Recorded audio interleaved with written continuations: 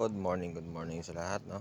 Habang ang iba ay nagkakape, kami ay nandito na ni nanay sa Bilaran. Hindi kami makapalaot kaya ito muna ang aming gagawin. Magsa-sideline muna kami mamilad.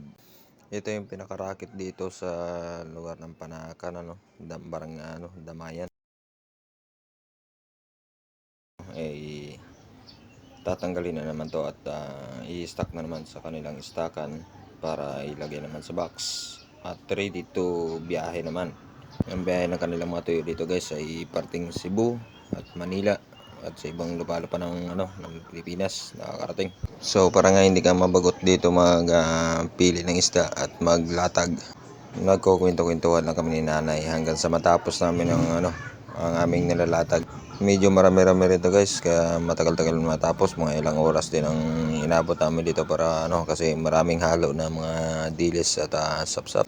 Kailangan mo pang piliin talaga yan para lang mabuo o mapuro ang isda na ilalatag mo sa kapil. At yung mga dilis naman at sapsap, pipiliin na naman yun ulit para ibilad naman ulit yung sapsap, at yung dilis na matitira ay gagawin ng bagoong para hindi masayang. Kasi nga kung ibibilad pa rin ay madudurog na lang siya. Kaya napagdesisyonan na lang na may-ari na piliin para gawin na lang bagoong. At hindi lang nga pala kami dalawa ni nanay dyan yung pili ng isda. Mayroon din tayong mga kasama dyan sa kabila.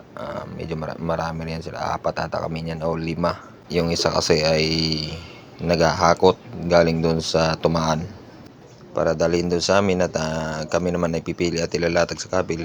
At mayroon din diyang kaming kasama na nagdadala ng kapil para ibilad na o ilatag na sa handayan para mabilad na ang isda.